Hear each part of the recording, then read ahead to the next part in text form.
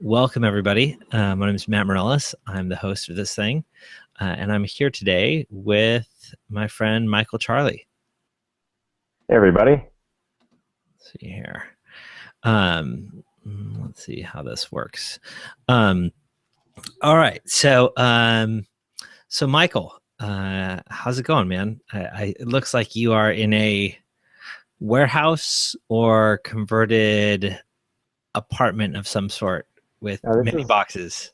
this is our office, but this is what an office looks like when you get back from a music festival at midnight and you don't want to organize anything, so you just dump everything in the middle of the room.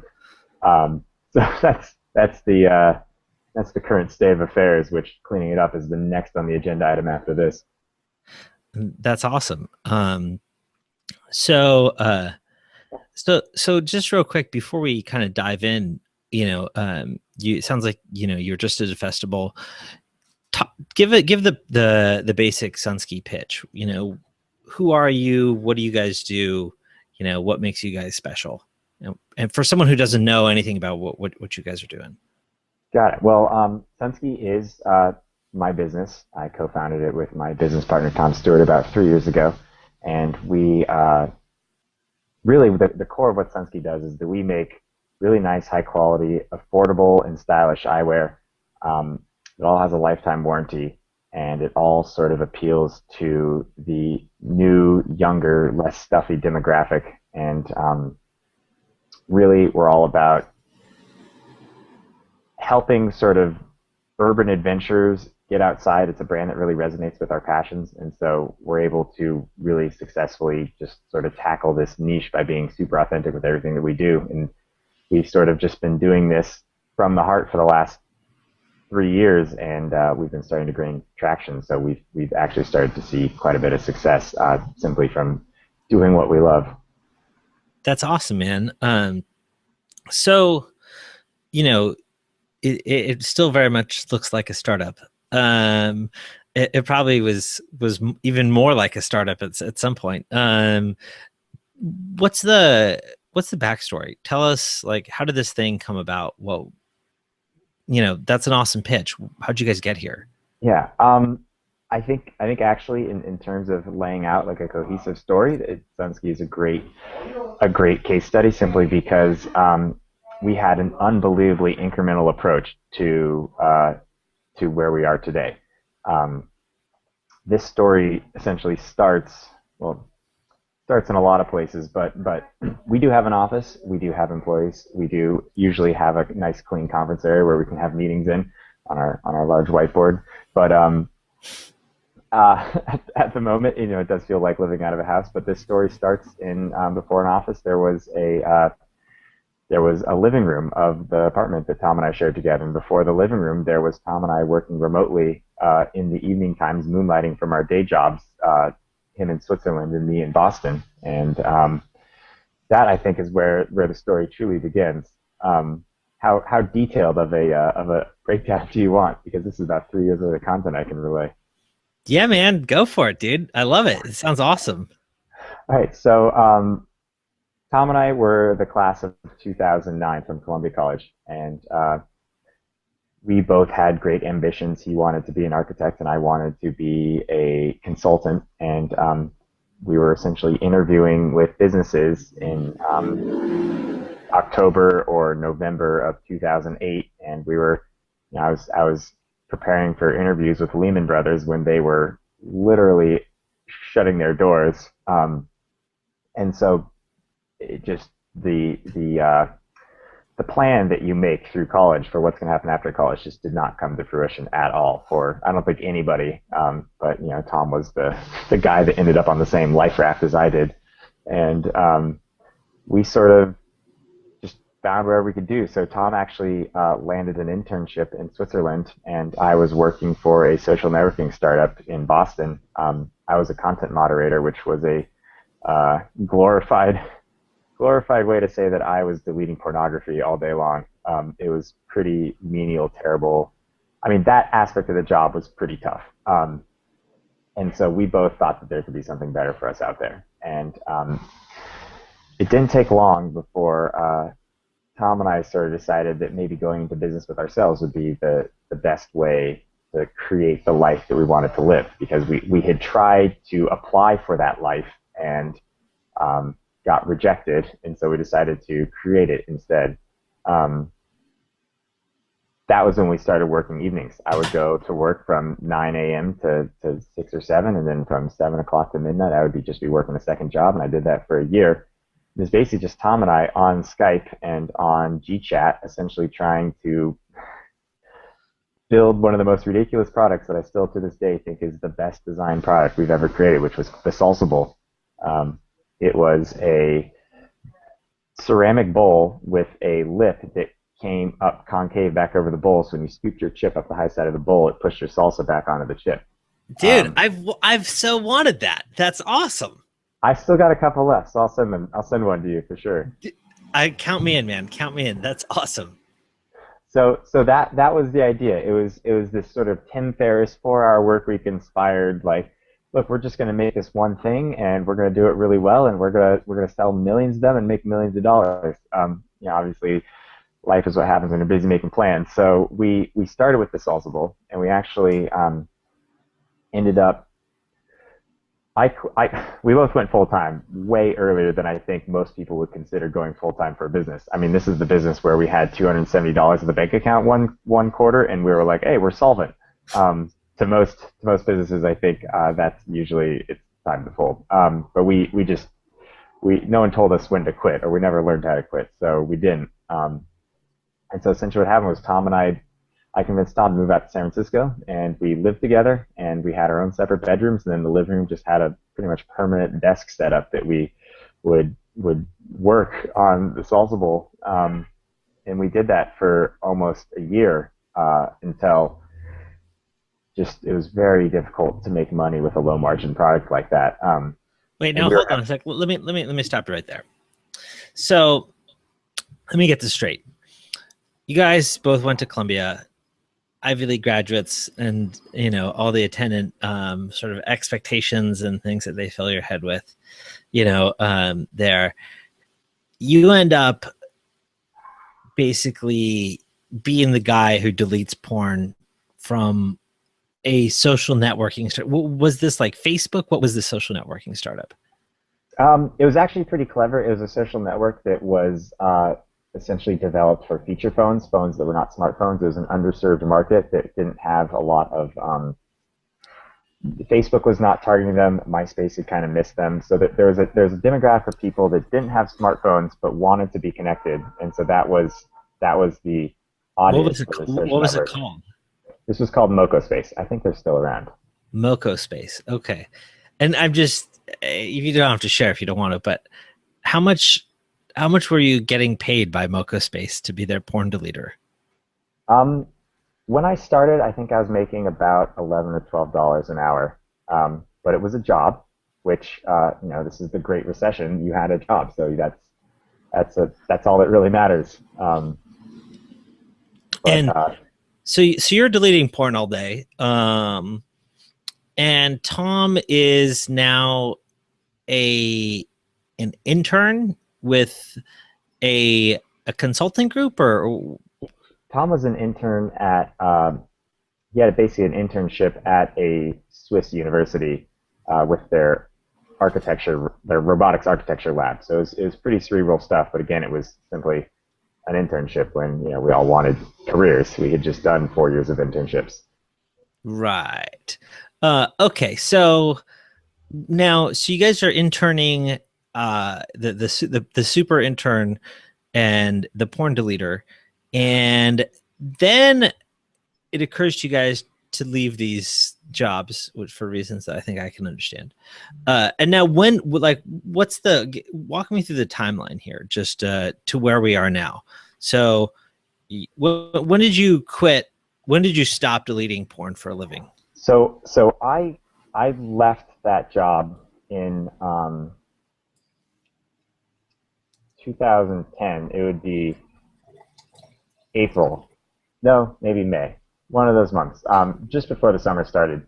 I basically quit that job and I moved down to Philadelphia to live with Tom in his childhood bedroom in South Philly, to the point where we had such tiny accommodations that he had his single bed in his childhood bedroom, and I had a single mattress, blow-up mattress, that would be stacked up against the wall, and then at bedtime I would put it down in an L shape to the base of his bed. But this is in a small room. Once my bed was down, you couldn't open the door to get out to use the bathroom or anything. This is how tight our quarters were. I lived there for a summer. And this was his parents' house? This is his parents' house. Yep, exactly. All right, so live in the recession lifestyle, back with the parents in Philly, and you guys are the Salsa Bowl guys at this point. Yeah, exactly. And so, and this is, did I catch that? Spring 2010? This would be, yeah, 2010 is when it all all began.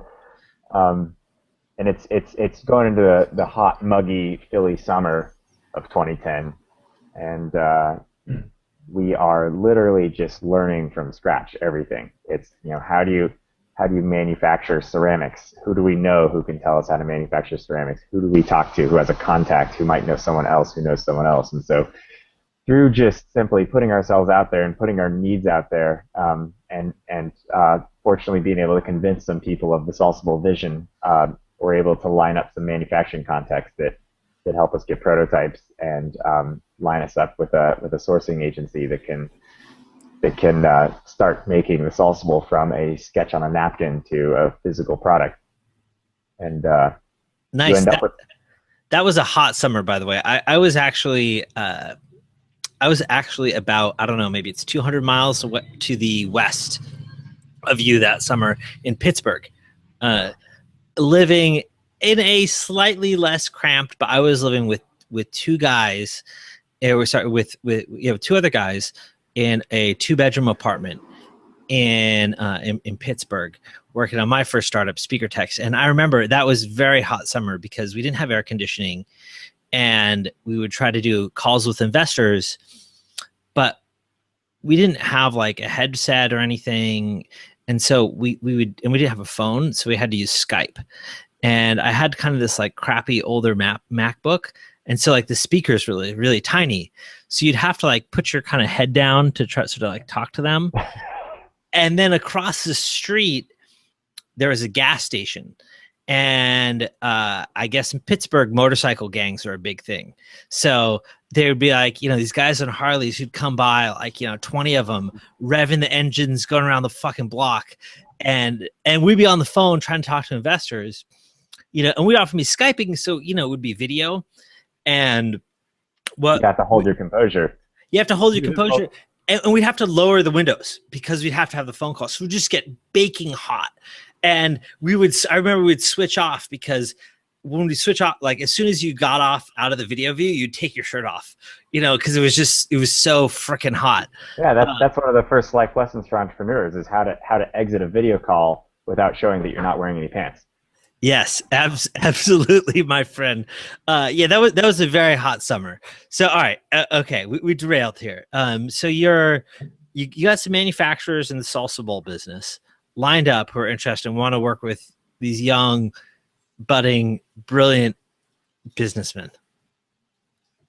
Yeah, and so we figure out how much it's going to cost, which is like, I think our first production run was going to be $15,000, and so we scrape together all of our pennies and we go and we find some major investors who invest like between $1,500 and $1,800 each in this endeavor, and we make our first run of Salsa Bowls, and we don't have any place to put them in Philly, so Tom's grandfather has a basically like little workshop garage thing out on the Jersey Shore.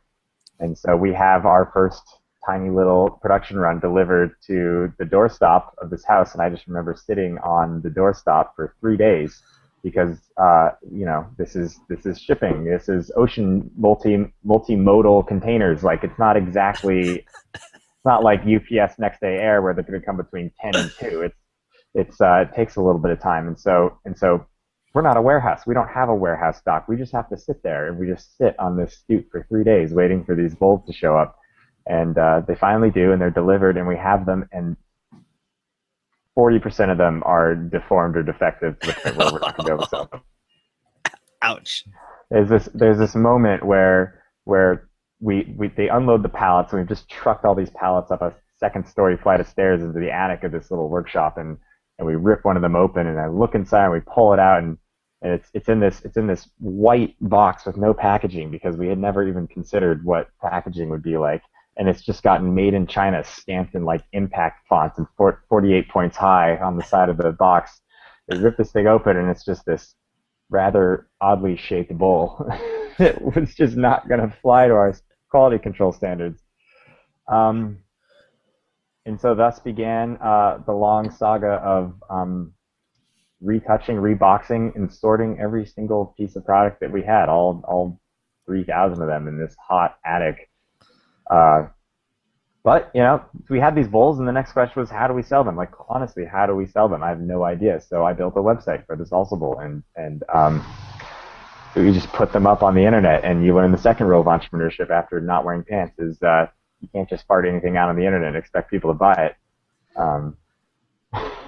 So that was the second struggle. I mean, like just getting the product made to a point where you have something physical in your hands was a incredible learning experience, and it was a chapter that we had. It's like you read the first couple pages of the chapter, and then you skip to the end, and like, I know that one. So that's about the amount of information that we had covered in that little segment, and now we're just skipping ahead to chapter 2, which is all right. So you've got something that vaguely resembles your vision. How do we sell it? And so that involved learning how to code a website and putting that up on the internet, and then emailing your friends saying, hey, does anybody know anyone that wants to buy one of these? Go to salsabowl.com, which is still in existence. You can see what it's like version 3 or 4 at this point of our website, but it's one of the very early masterpieces that I was able to create. And so that in itself was also a struggle with selling the Salsa Bowl, but just through dedication, persistence, really, an absolute enormous amount of persistence to get anybody considering buying these bowls was required, and we were actually selling quite a few bowls. We had to order more production runs of them. We ended up, kind of getting the QC a little bit under control and ordering full containers of salsa bowls. We're talking like a 20-foot container that's 15 feet high, and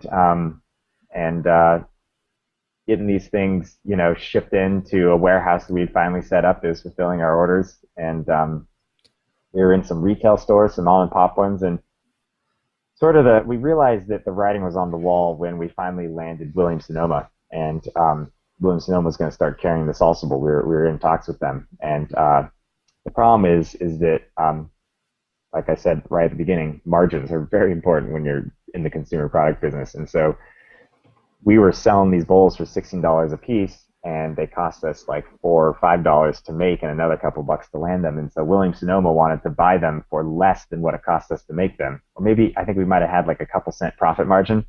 I was just doing the math in my head. It's like, okay, if we move 1 million bowls, I might be able to pay rent this year. Like that was the best case scenario, and that's when we kind of realized we had some trouble.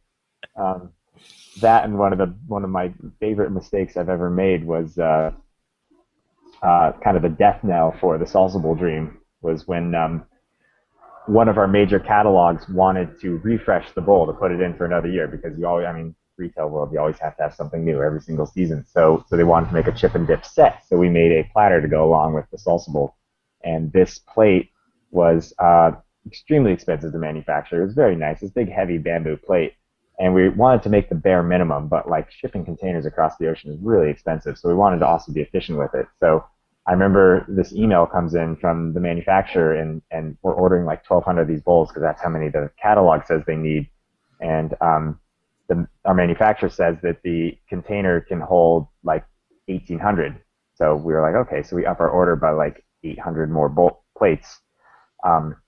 And then the container arrives to our warehouse, and the warehouse guy's like, yeah, we're looking for the container. I'm like, yeah, it should be a 20-foot container. There's a couple standard sizes for containers. They're like 20 feet, 40 feet, and then some awkward sizes. And I'm saying, look for the 20-foot container. It should be out there. The trucker literally just called me. So he's at this, like, I don't see anything but a 40-foot container on the end of on a truck. I'm like, wait, a what? Yeah, one 40-foot truck sitting in the parking lot. Like, oh my God. turns out that the cutoff for loading a container is like 1,150 units, and we needed 1,200. And I had just misinterpreted a single line of a single email and ended up ordering like $25,000 worth of inventory that we didn't need and couldn't sell. Um, and that was when we kind of went very cash shy. The business was the airplane was sort of coming at the ground really quickly, and we always call it you're scraping the tail when you're trying to pull back up, but you just barely scraping along with a couple $100 in the bank account at that time. And that was how SunSki was born. It was in that moment of do or die desperation where we had maybe a month and a half left of rent and ramen saved up, and absolutely no plans for, like, not even enough rent money saved up to be able to look for a job to start paying your next month's rent. It was kind of just like, we do this now or we die sort of thing. And so during this whole time when Tom and I were living out of his parents' house in Philly, and we in this story frame, we had moved to San Francisco because it's where I had grown up, and we wanted to live the dream. I wanted to be able to ski, and Tom wanted to be able to surf, and there's not a lot of places in the U.S. where you can do that in the same urban location. San Francisco is one of them. So what time frame are we talking about? Like, what year is this? So this is actually, I mean, it's actually a pretty compact story. So Tom and I lived in Philly in September, through September, that summer of 2010. And then in September, I moved back to my parents' house in San Francisco. And Tom actually, it was a nice time. There wasn't a lot going on. We had been selling Salsa Bowls out of this warehouse. Tom had gone on a surf trip through Australia, and he had come back, and he had these cool sunglasses that he had bought at a thrift store on the beach. And we actually first moved to Tahoe in January, and we lived there during the 800-inch season because, we're trying to live the dream. So we'd been working out of just this little shack in Tahoe, working on the Salsa Bowl, and we'd wake up in the morning, answer emails, go skiing for like 6 hours, and come back and work in the evening. We'd go to the Red Box and rent like Piranha 3D for the third time because you'd watch a movie every night, and we watch a movie and go to bed and then go skiing. It was a great, simple time. Poor and simple time, but we're doing exactly what we wanted to be doing. And then that after that season hit in 2011, it was like April or May, we moved into an apartment together in San Francisco, and that's when we were living out of the living room. That's when I was making these mistakes about ordering too many Salsa Bowl plates, and we actually lived there for a year working on the Salsa Bowl and just barely scraping by. And it was the spring of 2012 when the airplane was coming in with no fuel, and we were just gonna crash land on and burst into flames. And for like the last 2 years, Tom had just been sitting on these kind of fun-looking neon-colored sunglasses that he'd just been wearing around town, and had a couple extra pairs in a bag. And so many people thought that they were cool. They were like, you know what? Salsa Bowl's not working. It's just the margins aren't there. We love Tom and I love being outside. I mean, that's one of our huge hobbies and passions, is just skiing and surfing and hiking and just getting out there and after it. And we kind of realized that this is what we wanted to do, but we couldn't really translate this marketing through the Salsa Bowl because it was for like middle-aged housewives, essentially, was the demographic that we were trying to sell to. And we'd be trying to do things like Salsa Bowl, you can have a picnic outside in the sun. And so we're trying to tie it to some charitable causes, so we're donating to through 1% for the planet, and we're trying to get all this environmental stuff on board, and it's just not really resonating with anyone because it's like a serving platter, not, right. Not something cool. And so that there's just sort of a click, and Tom had been saying like, hey, these sunglasses are cool, there might be something here. And I'm just thinking, yeah, but like the Salsa Bowl is here, and we've got a lot of them. So like we have so much Salsa Bowl right now. We've got to sell the shit out of these things. Yeah, what are you talking about? We got a big problem. We can't just abandon this. We're so deep in the hole. And it's like, no, we got to just try this. And so I finally agreed, and it's kind of amazing, when something is going to be a success simply from how naturally it all comes. And we just started thinking, like, how are we going to position these sunglasses? How are we going to market them? Who's the customer? It's like, the customer is us, and the customer loves what we love, and we're just going to make exactly what we want, and we're going to find people like us, and we're going to sell it to them, and we're going to pitch it in a way that we like, and then since we're finding people who are like us, those people are going to like it. And so that was essentially the tactic that we took for our Kickstarter campaign and for our marketing slant. And we thought that we might sell a couple hundred pairs of glasses to friends and friends of friends, and just enough to get. I mean, look, like, we were not trying to start a business. We were trying to make a couple more months worth of rent so that we could look for real jobs and, get out of this stinking ship that we kind of built for ourselves. And we since we had all the manufacturing contacts set up and everything, this was just we could do one off almost out of this with not a lot of overhead. But what ended up happening is we put this on Kickstarter, and it just struck a nerve. I mean, this was the timing was right, the platform was right, the message was right, the audience was right, and we sold like 10,000 sunglasses. And we just kind of took a step back and was like, whoa, we have found something here that is more than what we thought it was. I think that this deserves a little bit more of our attention. And that was essentially the birth of SunSki. If the trajectory of our business was kind of Salsa Bowl, just sort of doing this, SunSki and that Kickstarter campaign sort of jumped us up an order of magnitude in terms of relevance and importance and budget, and that was really the birth of this brand, which is now taken on sort of a life of its own outside of Tom and my's efforts. And so how many Salsa Bowls were you guys selling a month back in those days? I think we were probably selling about 150 to 300 bowls a month, at like an average price of like $11 a bowl. So we were making a couple $1,000s a month, which was rent and ramen. And we'd get really excited when like a $6,000 order would come in, because that would mean that we could pay rent for like 2 months. Yeah. And then this Kickstarter campaign comes through with like $150,000, and just like, what is this? Can't believe it. And so you're selling Salsa Bowls for $11 a pop, and then how much are you selling these sunglasses for? We're selling sunglasses for about $30. They had pretty nice packaging. They're all polarized. They're using the same polycarbonate formulation, so they're pretty durable. And for all intents and purposes, it was a great deal. I mean, you couldn't really get branded sunglasses for that price outside of Costco. Kirkland Signature is your brand, and no one else was really doing it. So we sort of created a niche market that hadn't existed before. And how much, if you can share, if you can, I totally understand. How much did it cost you to make these $30 sunglasses? The margins are confidential, but what I will say is that the people who are making $150 sunglasses are making an enormous amount of money. That is straight markup, not any super expensive manufacturing process that's twice as expensive as ours. Yeah, no, I mean 30 bones for a good pair of sunglasses, that's totally reasonable. Like, I'm thinking, if I go to Marshall's or something and like pick up a pair of sunglasses, if you ever need to buy running shoes, by the way, or running shorts, go to Marshall's. Great spot. And they occasionally also have sunglasses as well.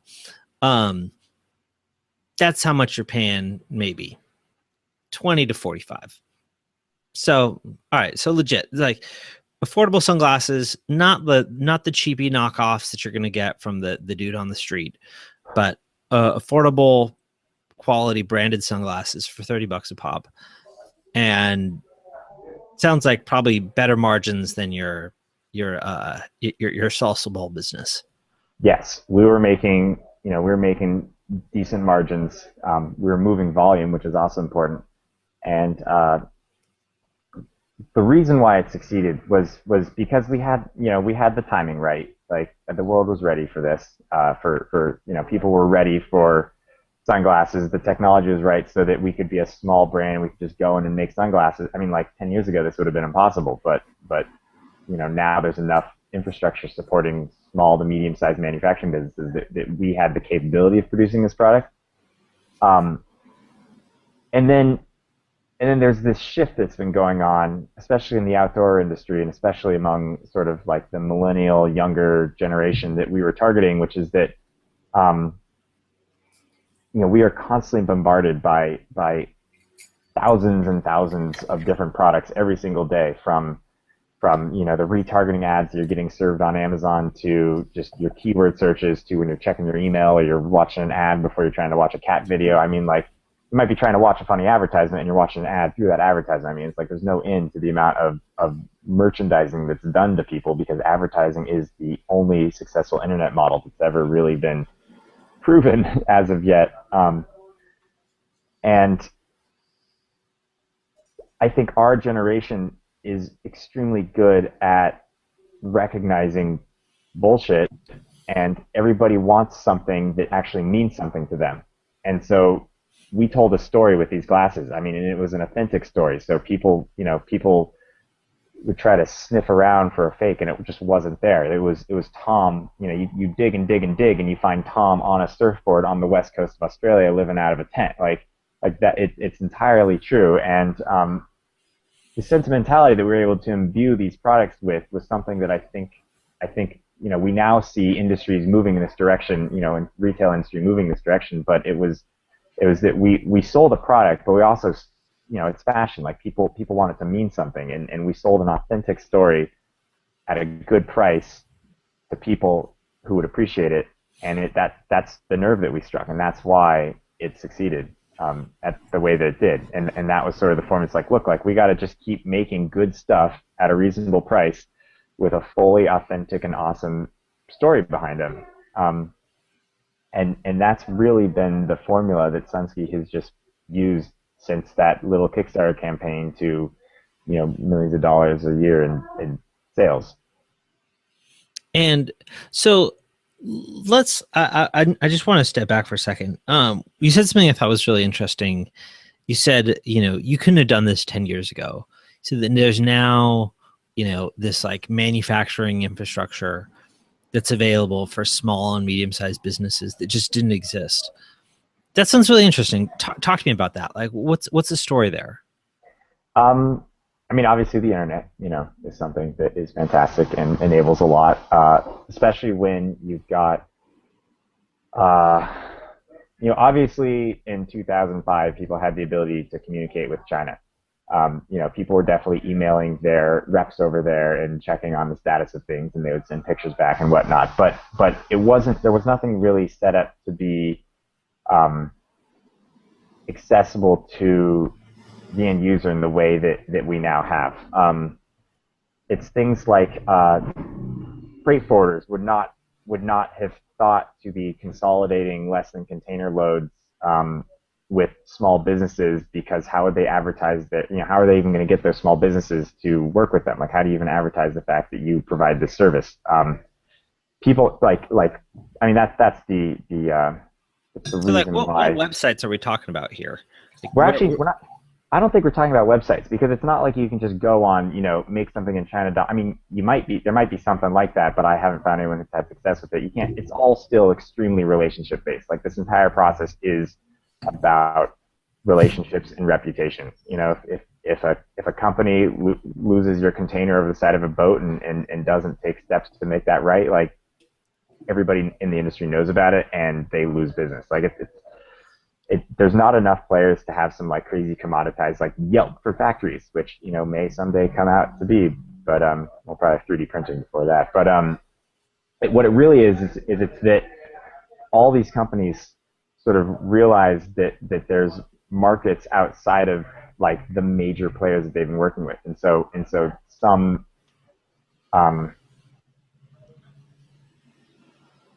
they're oriented towards being able to serve smaller clients, which is not. I mean, you would never be able to place an $8,000 Salsa Bowl order until very recently, because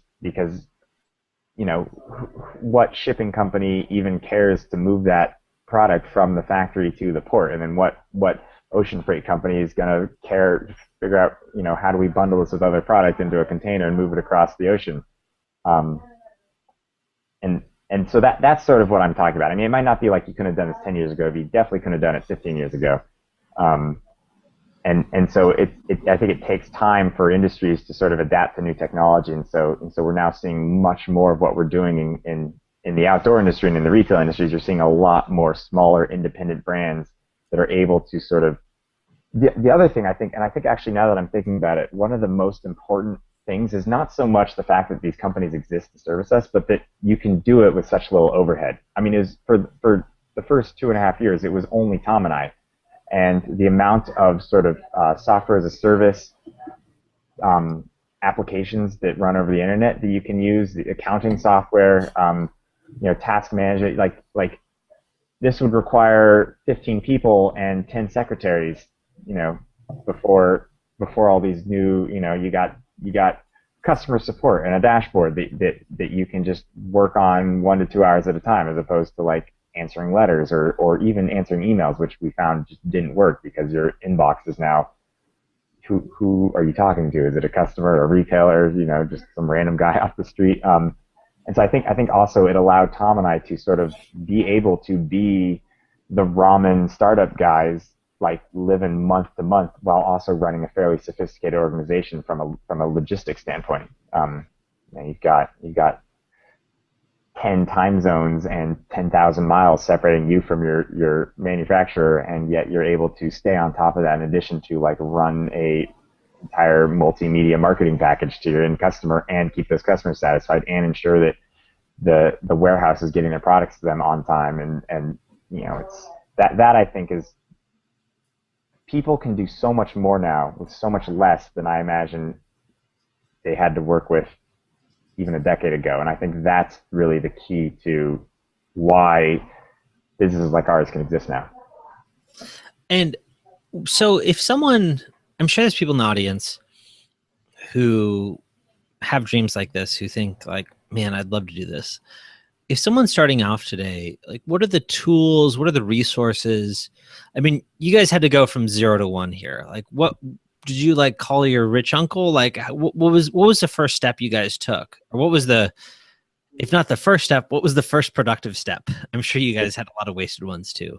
But they're not wasted because they teach you what not to do. I mean, that's one of the things, is that you're going to screw it all up. And that is just it. So really, I think the most important thing that you can do is you can find someone who's already screwed up a lot of them, and they can tell you, if at least not what to do, they can tell you what not to do. But that was literally our first productive step. Our first productive step was Tom calling, talking to his parents, talking to his friends, and just saying like, do you know anybody who can make anything? Do you know anybody who makes things? Because you don't even know the vocabulary they need to be using. It's just like, how do you make things? And it's like, well, you should talk to Fred. He makes mugs. Okay, well, let's go call Fred. And then we set up a meeting with Fred. And Fred's been working in China for 40 years. And I mean, there's people all around you who can help you, and you just don't know it because you don't know what questions to ask, or you don't even know of their existence. And so I think one of the best exercises that Tom and I did right off the bat was we literally made a list of every single person that we knew, and then tried to sort that list into who of these people are doing things that may be relevant, or they may have information, or they may be able to help us, and then you just start using that list every time. You hit a wall, and it's like, who do we know who might be able to introduce us to someone who can solve our problem, or help point us in the right direction, or introduce us to someone else who can solve our problem. And you do that long enough, and you build a pretty big Rolodex of resources. And it's not resources like cash. We've bootstrapped our company to this day. It's resources, which is information, which is, at the end of the day, the most important resource you can really get your hands on as a business owner. But so it sounds like even more than information, it's relationships. It sounds like what you're saying. Absolutely. Absolutely. But it's not about, I'm trying to make it not sound like, it's like step one, don't be poor. That's not how to do it. It is relationships, and it's honestness in those relationships. It's earnestness. It's we didn't know anybody really. We had our college peers, and then our parents, who had really, they were not captains of industry or anything. They just knew people who were older, and so those people who are older know people who have been around longer, and they just know more people, and so you just you just approach these people, and you have a clear mission and a clear eagerness to understand. I think that I find this actually in a lot of things is that everybody wants to share what they know for the most part. Just because it's either pride or this desire to have this sort of like almost apprenticeship drive to pass on your wisdom. Maybe this has been instinctually ingrained in humans since the dawn of our species, is to just pass along information because that's what got us here. And so people are just remarkably eager to share information. I mean, they might not be like, oh yeah, and I'll also give you some money to do that, but they'll be like, hey, like let me tell you what I know. And that's what we found was the most valuable thing. That's awesome. I it's it's interesting too because you know that's definitely very much how Silicon Valley works. And I've always wondered to what extent that's true outside of the valley. Like here, like I'm talking to you literally, from my home office slash garage in Menlo Park, California. Stanford's like half a mile away from me. But I feel like this place is so special because people are so willing to sort of like go out on a limb and take a flyer and take a meeting with some like random person who, for all intents and purposes, is probably a waste of your time or might not, do anything or go anywhere. But sometimes those people are amazing, and for me, I feel like I've been so helped by so many people, sort of paying it forward that it's now instinctual. It's now something I feel like I owe it to people. I owe it to the world to sort of pay it forward in the way that I was helped. And I've always wondered how much that's true in other industries, because I feel like this place is special, but it's not completely unique. Like these are still fundamental human urges to share information, to tell our story, to be the expert. There's vanity in that. It's cool to be the guy that someone's looking up to. Now that you guys are based in San Francisco, have you noticed that the vibe is different at all? Do you see this like varying from geography to geography? How do you think about that? So, I mean, just to answer your question of does this happen outside of Silicon Valley? I mean, to give a little bit of context, our first meetings about how to manufacture were in South Philly. It's about as far as you can get from Silicon Valley, and we were encountering people who were full of information and willing to help and knew exactly what to do. So, I truly think that no matter where you are, you're going to be able to muster the resources within your community to get you to where you need to be. I mean, it might be that you need to meet someone who's outside your immediate. If you're in York, Nebraska, you might need to meet someone who's outside of York, Nebraska, but there's going to be someone nearby you who's going to be able to point you in the right direction. So there's really no excuses why you can't find the information that you need. As far as to answer your question about being in San Francisco, I think it's actually a really interesting thing for our brand to be here, because we are an outdoor brand and we are not a technology brand. We don't really benefit from technology. We are at the heart of like 50% of all venture capital in the world comes through Silicon Valley, and we are bootstrapped entirely. And quite frankly, we moved here because I wanted to be close to the mountains and Tom wanted to be close to the beach. Full stop. And we wanted to be in an urban area. I mean, like that's the beginning and the end. There's no considerations made to like, the startup friendly environment that's here. And what we've actually found is that it may be almost not a hindrance, but it's certainly not a help, because we find that we're not using the resources that are available here as much as we are.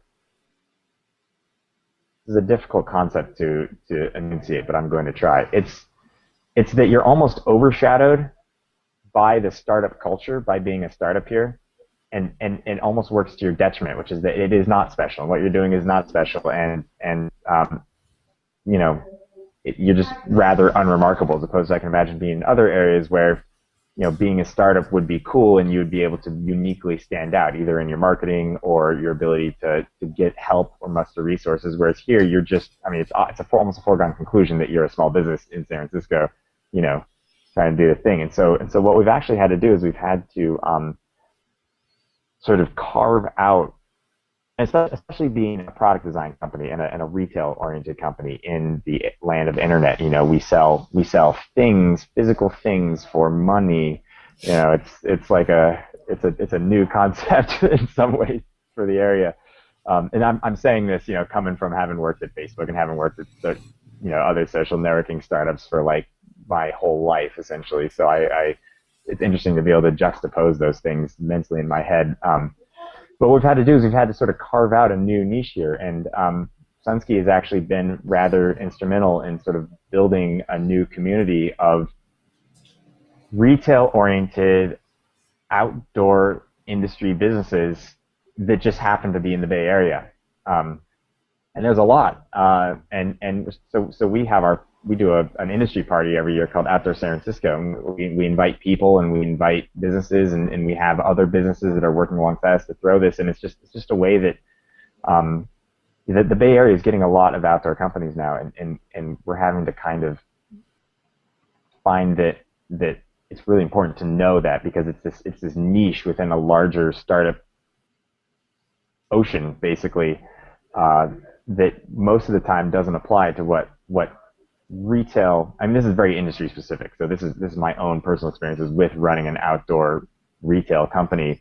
It's that the way that you grow an outdoor retail company is very different from the way you grow a technology company. You know, we're about incremental growth as opposed to, you know, long incubation with high overhead and high staffing costs, and then an explosion into, you know, a 200x growth for several years and then an acquisition. Like that's not how in retail industry and works. Just curious, why do this inside industry stuff? Why does it help your business, or does it help your business to have these relationships with ostensibly competitors? Like why? I think a lot of owners would say, hey, I just want to sell. I just want to be about me and do my thing. But you're saying, hey, we want to be at the center of a movement, and you know, that's valuable for us, or at least it's interesting for us. Why do you guys do that? What's like the strategic logic there? Right, it's extremely valuable, actually. It probably is directly attributable to an enormous amount of our success. Now, maybe like the plurality of our success is simply due to what can really be just defined as an extension or an extrapolation of how we started, which is seeking out people who know information and making sure that you maintain those relationships. We do not. I mean, we are partnered with businesses on the same scale as us, you know, in a couple percentage points up and down. And what we find is that when we share information, our whole is greater than the sum of our contributions. Several small companies can band together and accomplish something because they're able to combine their own unique customer groups, their own resources, their own niches that they have specialty in, and then you can combine to create like a marketing campaign or a party or an event or a co-branded product line that can come out of literally nowhere. And each one can benefit way more than what they put in, but they can only benefit if everyone plays together. There's Tom in the background, if you guys are. You're on live air, Tom. Oh my God. Where's the cutting board? The cutting board? Yeah. Why do we need a cutting board? Don't worry about it. Don't worry about it. I am worried about it now. I got it. That's awesome. Yeah, I mean, I got into this Twitter fight is too strong a term, but a Twitter bicker. discussion. A Twitter kerfluffle, let's call it, with someone who is talking about the lack of diversity in the technology industry. this person was an engineer, I believe, and they were saying like, hey, there's the odds, African American, the odds are stacked against us, and we don't. There's not enough people like us. We're isolated. I'm isolated. I don't fit in. I'm not like everyone else. And my advice to this person was say, hey, why don't you find people like you and create a community, your own community, just because you don't look like the sort of the dominant, group, or you just because your community doesn't have power, create a community and put yourself at the center of it. And in so doing, through banding together, you can get power, and together, as individuals, we don't have much, right? I mean, how we, as a society, our power is in our civilization, is in our tools and what we can do together. Man alone is without tools is a pretty useless beast. But together, networked, with tools, I mean, there's almost infinite amounts that we can do and accomplish. This person didn't really appreciate that commentary, but I feel like this is the playbook. Like, there's all, for most people are going to feel like outsiders on some level. They're going to feel like they don't belong, for whatever reason. And it could be because you're doing a bootstrapped physical products company in, like in San Francisco, where it's all tech startups going to, trying to be unicorns. It could be, like you're a woman who doesn't know how to code, who wants to do a startup. You could be an immigrant who doesn't speak English and, barely speaks English and is trying to make something. But and some of those challenges are a lot harder than others, and I don't want to downplay that, but I feel like this concept of creating community, of finding your tribe and banding together is so powerful. And I didn't know that story that's what you guys are doing, but I love to hear it, because it seems like that's something that's so replicable for anybody, who's trying to build something from scratch, who's trying to create a movement or make something that doesn't exist today. But what's your take on that? Is that something that is just unique to you guys, or is that something that a playbook that other people can apply in other situations that are similar but not the same? I mean, I firmly believe that just not being afraid to ask for help is really the only, I mean, there's a lot of different traits that you're going to need, but like asking for help is one of the most important things. Or like the reason why people don't start things is because they don't know how to do them. Like there is no like would-be entrepreneur sitting on their couch going, man, I really wish I was, the first place in this industry or whatever. But I know exactly how to do it. I just wish I was there, but I'm not. It's like the people who are looking to get started can't because they don't know how. And that's just the first barrier. It's just like, what do I do? And that's a question that I've been confronted and still do to this day. I mean, I'm sitting here and I've got a S business trying to break into the M business category, and I've never done this before. And so it's not about, nobody knows until they ask, and no one knows until they figure it out. And so even now I am still having to find the people who have the information and who have been there and made the mistakes and learn from them and say, what do I do now? What's your recommendation? Find someone else. What's your recommendation? Get all these recommendations, and then what you do as an individual, where you actually come in, is the ability to synthesize all the different strategies and say, well, I think that pick a couple elements from here and mix in that. I think this is going to be the best way forward. It might not be, and there's your mistake. Okay, that wasn't the best way forward. But the way that you got to that plan was from getting help from other people.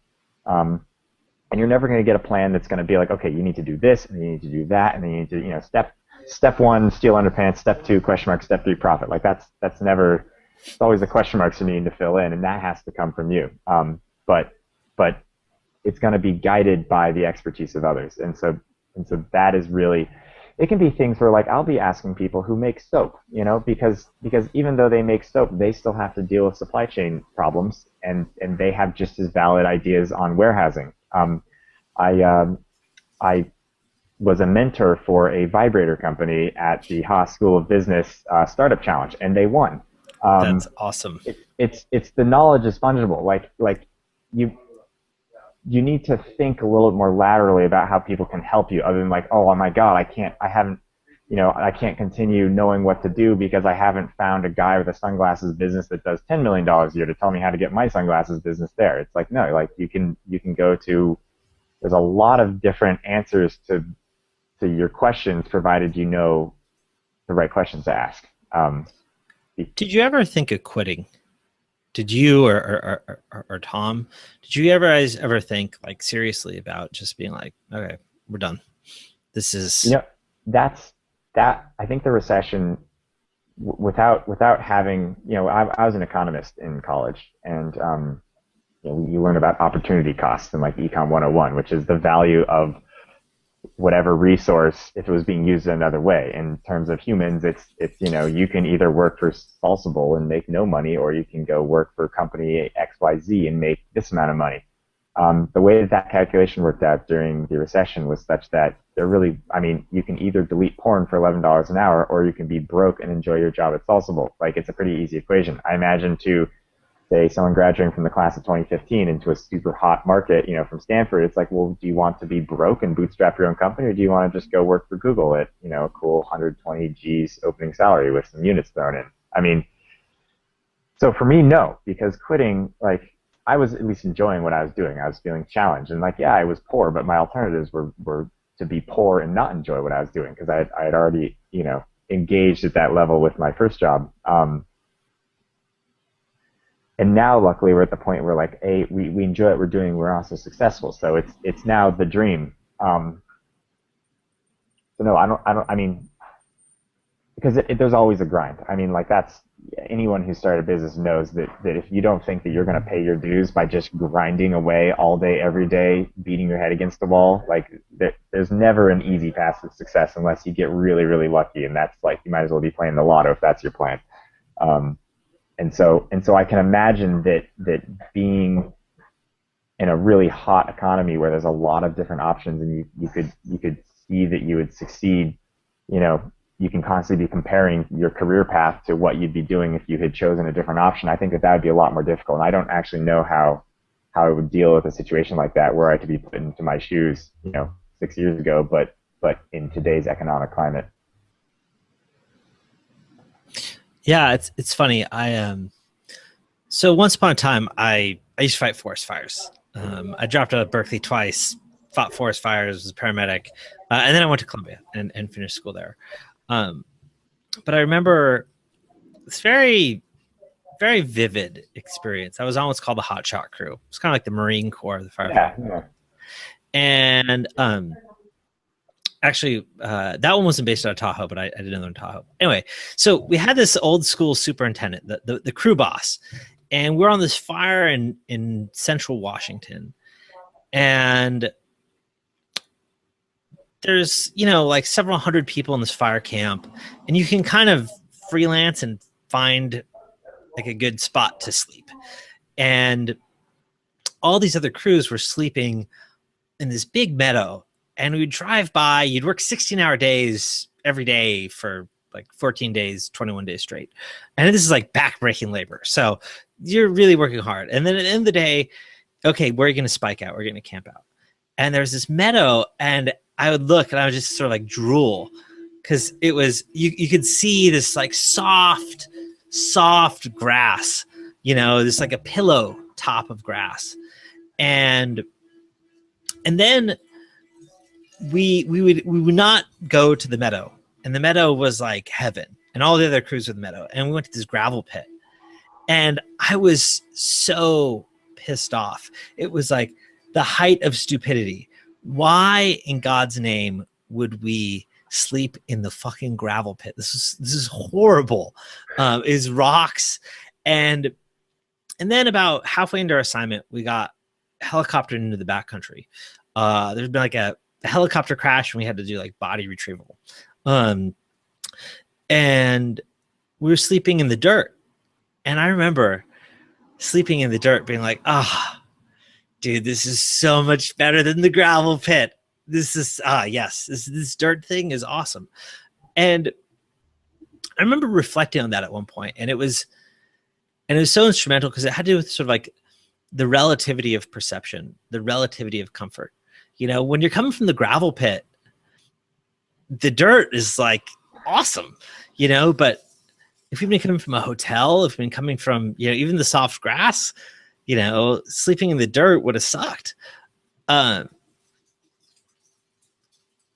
I feel like that's true in so much of life, you know, especially in entrepreneurship where things can be hard, but it really depends, you know, I mean, what your baseline is. And it sounds like that's at least part of the lesson of what you're telling us today here. Yeah, I like your allegory. It reminds me of, it was like, I think it was like a Steve, or it was like a Wozniak quote, and something along the lines of like all startups should be done in non-air conditioned, non-heated warehouses on uncomfortable stools. Like you kind of just need to be a little bit uncomfortable in order to succeed and to be hungry and to sort of recognize what success looks like. I mean, when we moved out of our living room into an office, you know, it's this little, first office was this little like 190 square foot thing that we could barely fill our stuff in, but it wasn't the living room, you know, so that was success. Like it was this tangible reward. And yeah, I completely agree with what you're saying. I just think that you got to be very mental. You have to have a lot of mental fortitude to be able to commit yourself to the discomfort that's going to be required to succeed at a startup. If you're going to be taking like a bootstrapping route, if you're raising money, you know, you might be able to afford some more creature comforts right off the bat. But I think there is something very, you see it throughout cultures where you've got the people who are working the hard. You got the Buddhist monks kneeling on concrete for 10 hours a day. You have people who are truly working hard, are not afraid of the discomfort that hard work entails. I mean, or I mean, that's one way to put it. Or you just have to be desperate, right? I mean, or desperate. I mean, I'll make no. I was desperate. We were desperate. We were so desperate. I mean, the SunSkis literally came from desperation. But it was this ability to focus your panic into productivity as opposed to into, you know, ruin. And I think that again, it's just, you got to be very mentally focused on, you know, failure is not an option. That's why I think entrepreneurs, like, you can kind of think through all the steps and you can really be like, yeah, that's me, or no, that's not me. And you know, you kind of have to know, yeah, that's me. How instrumental was Tom to this? Not obviously he's like 50% of the company, but I mean, how instrumental was the two of you guys together? You know, do you think that you would have made it, not just from like a practical perspective of like, you guys, hopefully you guys have some sort of complementary skills, but more like, how much did you guys support each other? How much were you guys sort of like an emotional support network for each other that sort of pushed each other on? I mean, I'd say it would not have succeeded if we didn't have each other. People who start their businesses by themselves, I have just unbelievable respect for. I mean, people who succeed at businesses if they started themselves, I have an unbelievable amount of respect for, because there are just moments when all hope seems lost, and to not have someone who's in this, I mean, just having someone in the same boat as you is really, really important. Because there's always someone who can say, you know, like, there's always someone that you can turn to. And so usually, like, one of us is freaking out and the other person's like, okay, this is what we're going to do. I used to row in college, and it was the same sort of thing where, like, there's different boat configurations, and you can be in an 8, you can be in a quad, you can be in a 4, you can be in a double, you can be in a single.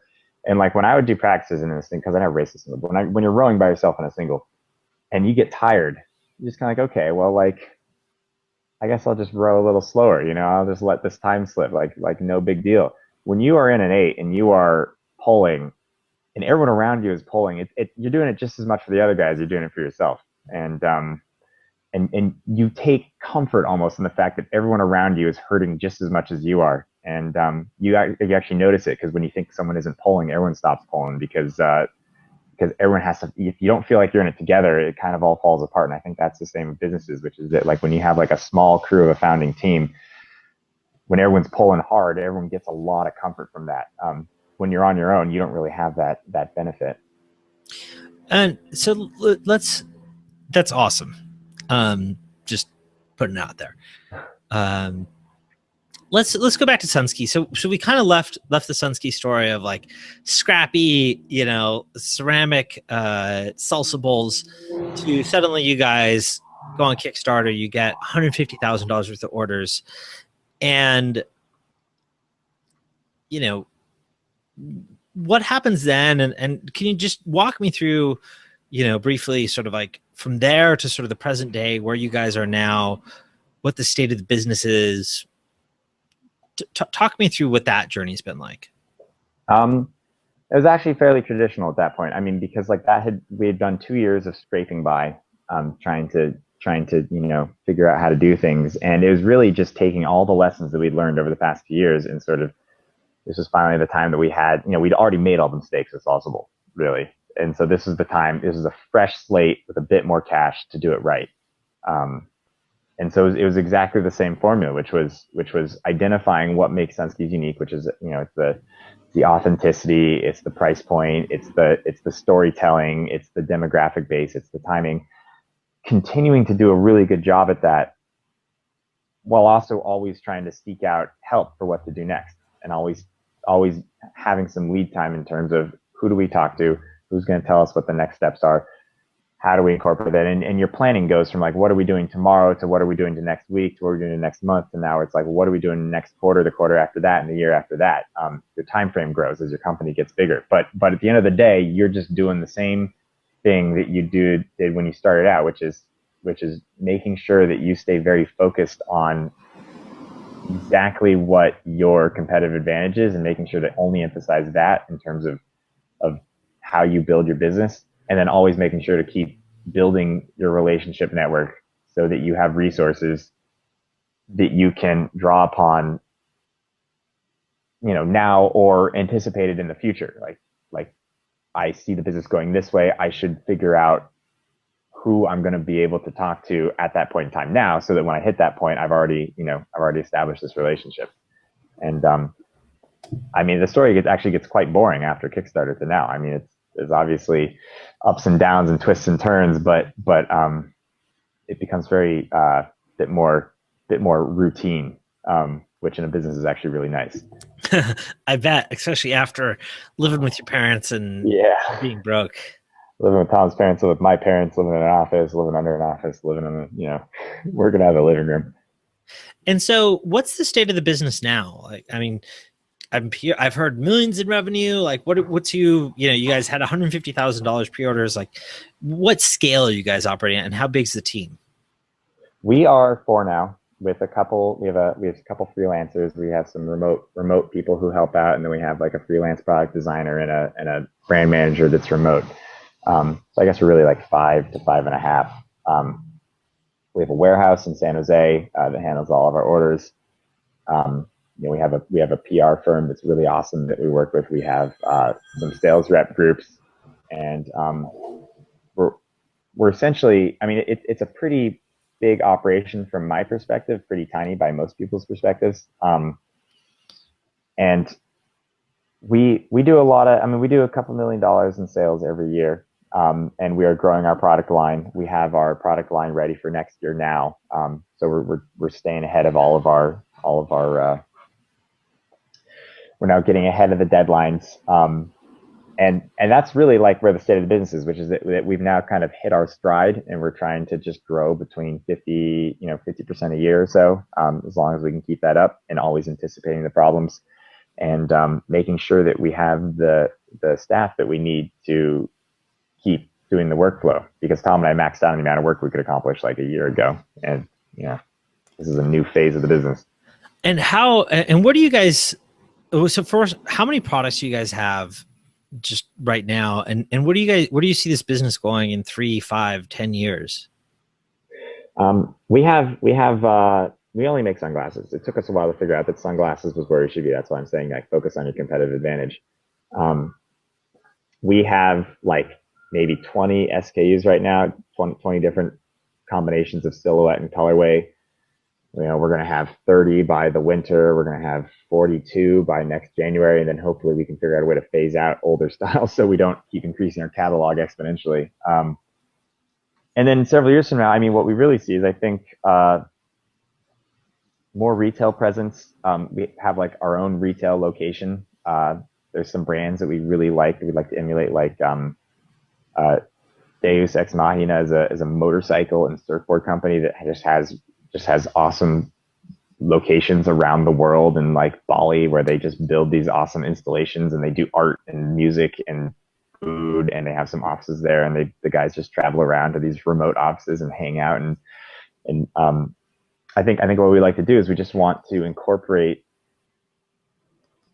because we've been working hard, and the goal for the next 3 years is to figure out a way that SunSki can incorporate into our life, and our life can incorporate into SunSki in a much more organic and fun way. How do we align exactly what we love to do with SunSki? How do we take business trips out to meet our Japanese distributors and also make week-long ski trips out of it? We're trying to move our office out to the sunset so that if the surf is good on a Tuesday at 1:30, you can just jump out into your wetsuit from the office, run down with your board and go surfing, and then come back and work. I mean, the idea is not work. Like, working is really fun. I feel like gives most people purpose in life. The idea is to only work on fun things. And so that, I think, is the goal for SunSki going forward, is how do we continue to grow while also just having fun? Because some businesses want to just have some major exit after a grueling period. I think that everybody kind of has to figure out what they want to do, and it took Tom and I some soul searching to figure out what we wanted to do. But our particular goal is to love what we do, and that's really just, there's a period after that. That's awesome. So, and I want to wrap this up. This is kind of going on for a little bit, but I have one more question, and that is, you guys have had this amazing journey. It's several years in, and one of the things I'm really interested in personally, I think a lot of people are really interested in, is what's the future of the labor market. There's all this talk about, where are the jobs? Where are the jobs? And I think it's pretty clear, if you want to get a job as a software engineer, there's a lot of those jobs. In the future, will more and more people have stories like yours? Is this something that you think is going to become increasingly sort of an increasingly prominent life story, or a career path that not just a few more people, but it is going to become more and more dominant in society? How do you guys think of that for people who are trying to think about what the future holds for for the youth, for jobs and for careers? Where is that going, as you see it, based on your experience today? I don't particularly foresee more people doing what we're doing. I mean, I haven't done the road. I understand how hard it is, and I understand that there's always an attrition rate, and you kind of hit some equilibrium. I think, though, what we do see is not necessarily starting your own business, but I don't know what the term I'd use to call it, but it's like everybody's a sole proprietor of their name, LLP. What you're finding is that people, and I think that this will continue as the labor market is more flexible, as we see, people are switching jobs more reliably. Your experience is more important than your education. People are asking, what can you do, not what have you done? And you see people, everyone's got their own website now with their resume on it. And when they're working for businesses, they're almost like a permanent subcontractor, and everyone's trying to get out of the business as much as the business is trying to get out of them, because they all have these ideas for, how am I going to grow my career? Where is it going? And everybody the way I see the labor market going is that successful people are thinking about themselves as a business, as if you were like an independent contractor or a consultant. And so when you're working for a company, you are simply consulting for them for the period that you're working for them, and then you're moving on. People are not really, you don't see people getting the era of like working for a company your whole life and then expecting them to take care of you in your retirement is done. So is that a good thing? I don't know. I cannot answer that definitively. I kind of like the ability to be flexible, but I'm sure other people like security, so it's just a trade-off of preferences. But what I mean, I just think what you see is that everybody kind of treats themselves like their own business, and you have your own little business plans, which are your own internal goals and careers and drives, and how am I going to make rent because your overhead is your food, and your sales are your income from your business, and how do we grow our business? How do I get more money? How do I get a raise? How do I contribute more to this company to make myself seem more invaluable? So when I go have that performance review, I set myself up in the best way possible. So I think we're all half right. I think that we are going to see more entrepreneurship, but not in the traditional starting a company sense, but more just the way that people treat themselves in their own careers. Sounds like more of a free agent economy. Yeah. And I truly think that that's the future. I'm going to start running into some other obligations. Yeah. All right. Michael, this has been awesome. Thank you so much for taking your time. This is the first episode of Columbia Alumni Radio. If you want to pimp it out to your friends, we're available. You can subscribe on columbiaradio.org. And wrapping this up, I'm Matt Mireles, the host of Columbia Alumni Radio, and I've been here talking today with Michael Charley of SunSki Sunglasses, and he's told us this awesome story of how they built this amazing business and amazing lifestyle. Michael, thank you so much for talking with us today. It's been absolutely fantastic. Thank you. Absolutely, Matt. It's my pleasure. Thank you so much.